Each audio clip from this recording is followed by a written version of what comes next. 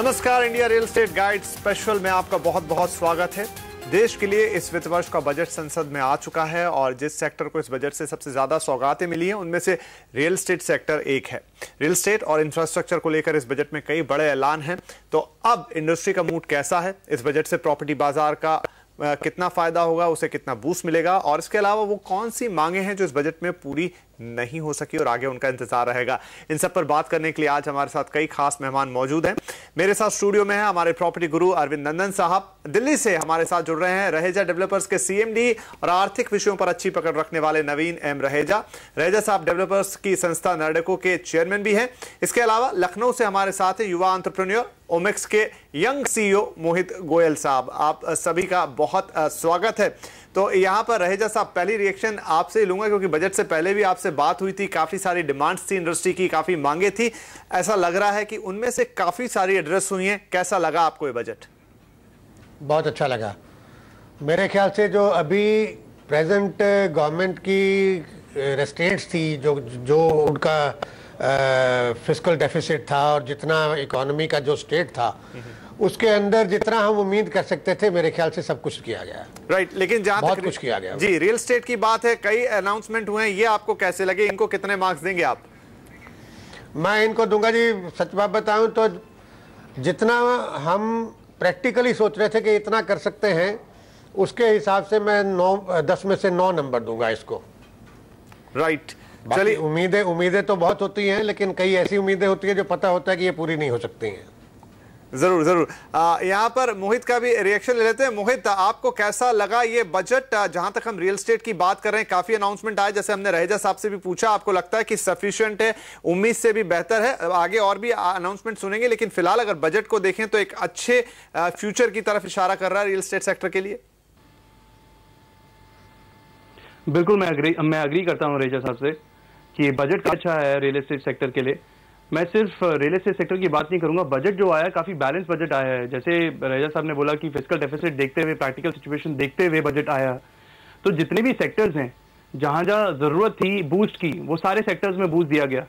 तो ये सारे सेक्टर्स में भी आवश्यकता थी कि बूस्ट मिले उन्हें, क्योंकि अगर वो वाले सेक्टर चलते हैं तो जॉब ग्रोथ होती है, जॉब ग्रोथ होती है तो हमारा रियल एस्टेट सेक्टर चलता है। सिर्फ रियल एस्टेट सेक्टर को सब कुछ देने से रियल एस्टेट सेक्टर नहीं चलता। तो काफी सारे टैक्स ऑप्स मिले जो डायरेक्टली इंडस्ट्री को तो फेवर नहीं करते, लेकिन कंज्यूमर को फेवर करते हैं। और मैंने भी इससे पहले यही मांगा था इंडस्ट्री से, ये गवर्नमेंट से बजट में, कि कंज्यूमर को आप जितना फेवर दे सकते हैं दीजिए, आम आदमी को जितना फेवर दे सकते हैं दीजिए। इसीलिए वो ATC लेके आए, 24B लेके आए, उसमें चेंजेस किए, तो जिसके कारण अफोर्डेबल सेक्टर जो है वो काफी उठेगा, हाउसिंग की डिमांड जो है काफी बढ़ेगी। राइट। जो एक चीज जो आपने अभी शुरू में भी पूछा कि एक चीज जो हम सोच रहे थे हो सकती थी इस बजट में, क्योंकि उससे फिस्कल डेफिसिट भी नहीं हिलता है इनका, वो थी सिंगल क्लियरेंस विंडो।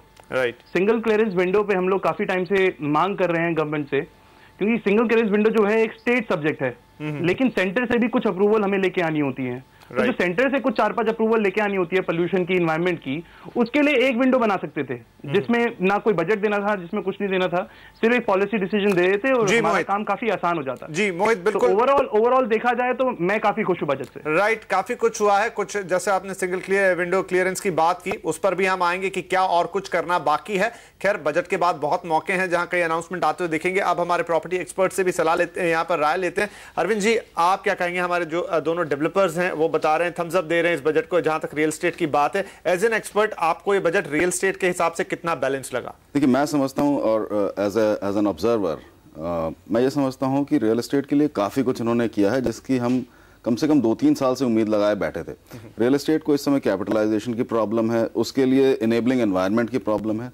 इन सारी चीज़ों को क्लियर करने की कोशिश की गई है। ये ज़रूर कह सकते हैं कि सब कुछ कवर नहीं हुआ, लेकिन अगर देखें तो 100 मुद्दे गिने जाएं तो उसमें से करीब करीब 80% को तो इन्होंने टैकल करने की कोशिश की है। चाहे वो स्मार्ट सिटीज़ में को इनेबल करने के लिए इन्वेस्टमेंट की बात हो, या अफोर्डेबल हाउसिंग को डेवलप करने की बात हो, या फिर रीट्स जो कि एक बहुत बड़ा जरिया बन सकता है इन्वेस्टर्स, रिटेल इन्वेस्टर के लिए पार्टिसिपेट करने का, या फिर जो कैश ट्रैप डेवलपर्स हैं उनके लिए ज़्यादा अच्छे फंडिंग सोर्सेज जनरेट करने का।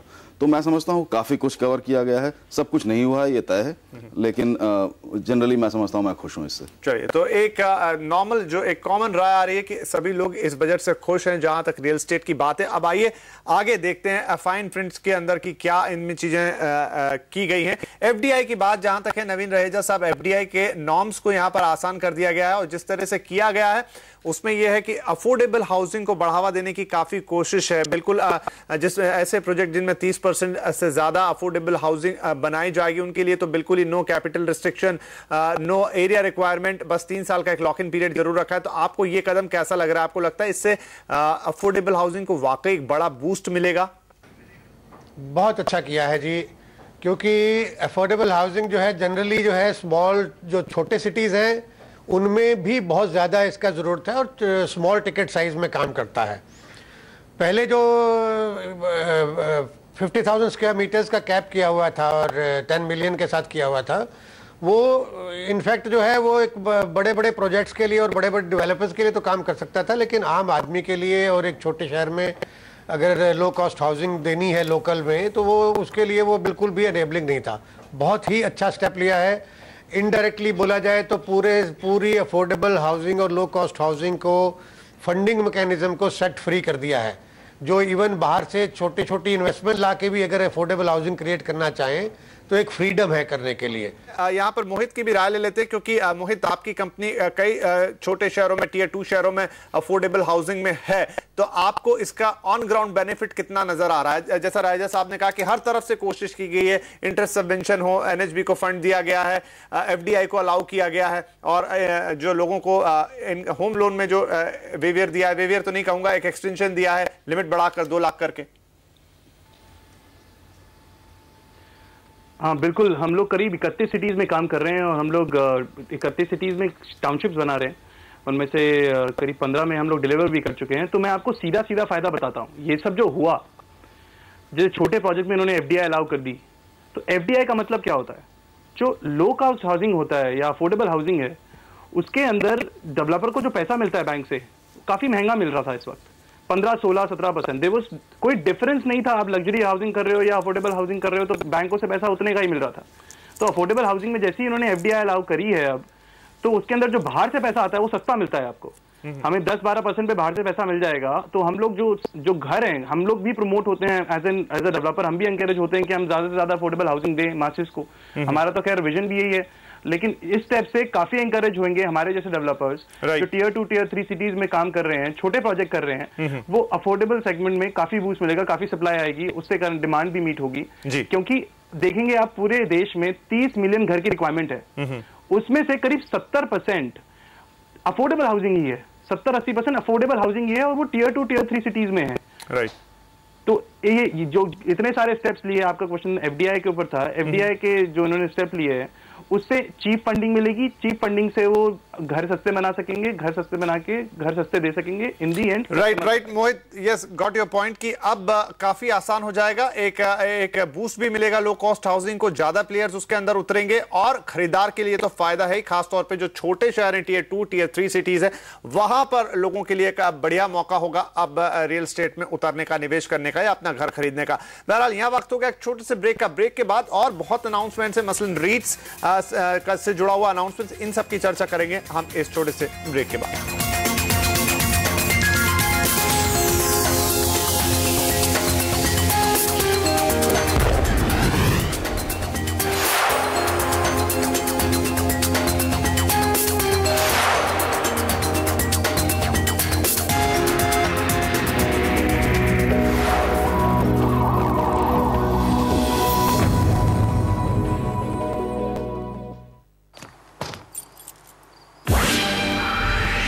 अपना बिजनेस 24 घंटा चलाना चाहते हैं? Visit GoDaddy.com। वेबसाइट बनाओ, बिजनेस बढ़ाओ, धूम मचाओ, नाउ डांस।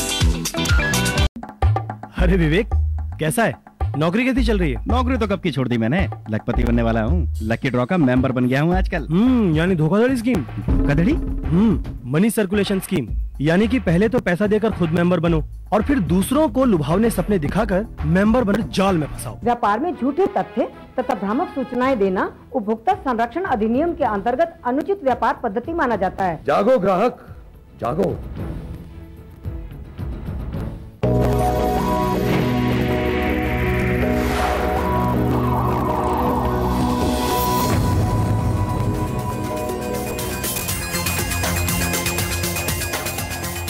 ब्रेक के बाद India real estate guide budget special में आपका बहुत बहुत स्वागत है। हम बात कर रहे हैं कि इस बार के बजट से रियल एस्टेट को क्या मिला, क्या और मिलना चाहिए, और जो मिला है उससे आगे चलते हुए सेक्टर को कितना फायदा होगा, घर खरीदार के लिए कितना मददगार होगा। हमारे सभी मेहमान हमारे साथ बने हुए हैं। अब एक और महत्वपूर्ण पहलू वो है रीट्स का। रीट्स का इंट्रोडक्शन यहाँ पर एफएम ने कर दिया है, साथ में इन्होंने उसको टैक्स पास थ्रू स्टेटस देने की भी बात की। रहेजा साहब, इससे फंडिंग को कितना बल मिलेगा, कितनी आसान होगी फंडिंग?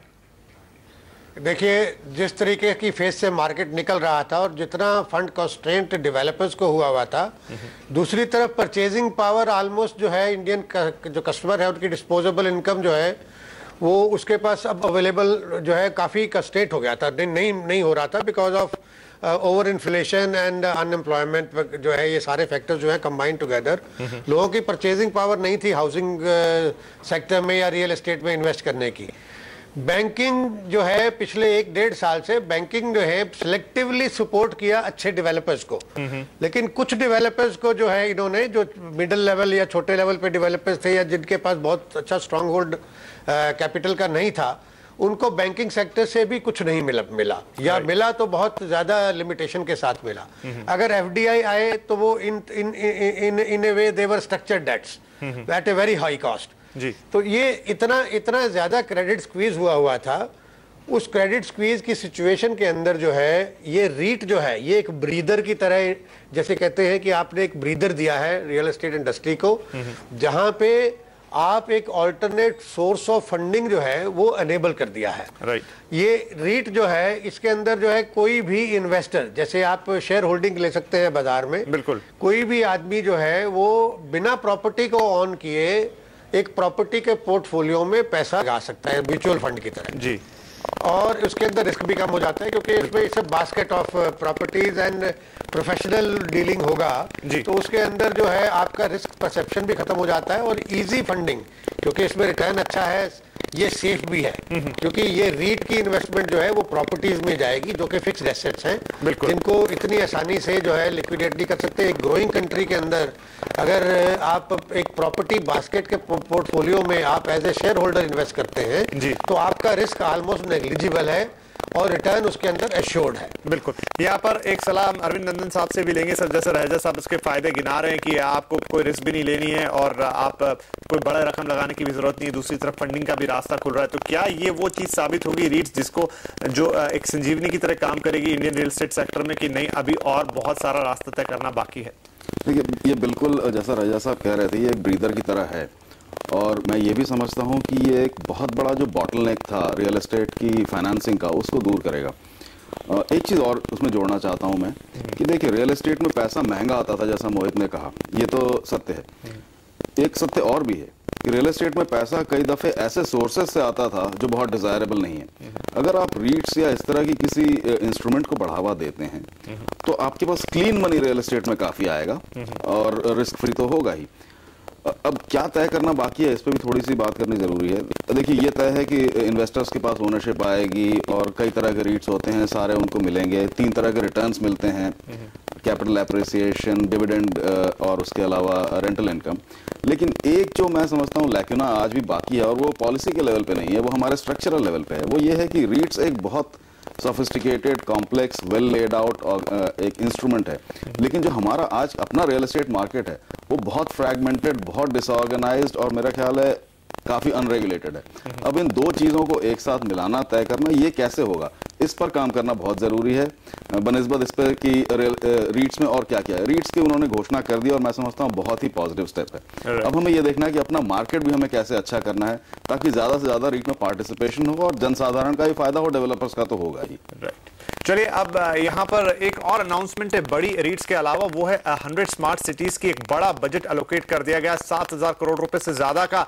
मोहित, कैसे देख रहे हैं आप इस, ये उन्होंने भी एक यंग आइडिया कहेंगे इसका, एक यंग जनरेशन से जुड़ा हुआ आइडिया है, एक मॉडर्न सिटी बनाना चाहते हैं। इस गवर्नमेंट की इनिशिएटिव को आप कैसे देख रहे हैं और ये जो बजट एलोकेट किया गया इसके लिए, ये क्या सफिशिएंट लगता है आपको? देखिए, पहले मैं कुछ सेकंड रीच के बारे में बोलना चाहूँगा, जो एक पॉइंट अभी मिस हो गया। रीच में मैं एग्जैक्ट जो हम लोग पैसा रेज करने का सोच रहे हैं वो है करीब 60,000 करोड़, $10 बिलियन सोच रहे हैं पैसा रेज करने का रीच के थ्रू, जो कि एक बात बोली आपके एक्सपर्ट ने, क्लीन मनी का मतलब ये है कि हम लोग जैसे 16-17% पे बैंक से पैसा उठा रहे थे, तो जब ये टाइम चल रहा था, जब फंड फ्लो की सिचुएशन थोड़ी सी टाइट थी, तो HNI से काफी सारे डेवलपर्स 24 से 30% पे भी पैसा उठा रहे थे, जिसके कारण उनकी जो मार्जिन लेवल से वो भी नीचे हो रहे थे, और प्लस जो कॉस्ट थी उनकी काफी बढ़ रही थी। तो रीट्स एक तो वो सारी प्रॉब्लम सॉल्व कर देगा। दूसरा, जो बाहर बड़े बड़े पेंशन फंड्स हैं, कैनेडियन पेंशन फंड हो गए, आपका अमेरिका का बड़ा फंड हो गया, यूके का फंड हो गया, उनके लिए बहुत सीधा सा तरीका मिल जाएगा यहाँ पैसा डिप्लॉय करने का। तो जो 60,000 करोड़ हम लोग रीच के थ्रू रेज करने वाले हैं, वो वहां से और डोमेस्टिकली बहुत इजीली पॉसिबल है। तो रीच का जो आप संजीव डी बूटी बोल रहे हैं, बिल्कुल सही कह रहे हैं। चलिए, तो ये मैं आपको रोहित रोकूंगा आपको। रीच पे अब हमने बात कर ली है पूरी, अब स्मार्ट सिटीज को हम जरूर बात करेंगे, लेकिन यहाँ वक्त हो गया एक छोटे से ब्रेक का। ब्रेक से वापस आएंगे और आपसे सवाल लूंगा स्मार्ट सिटीज को कैसे देख रहे हैं आप।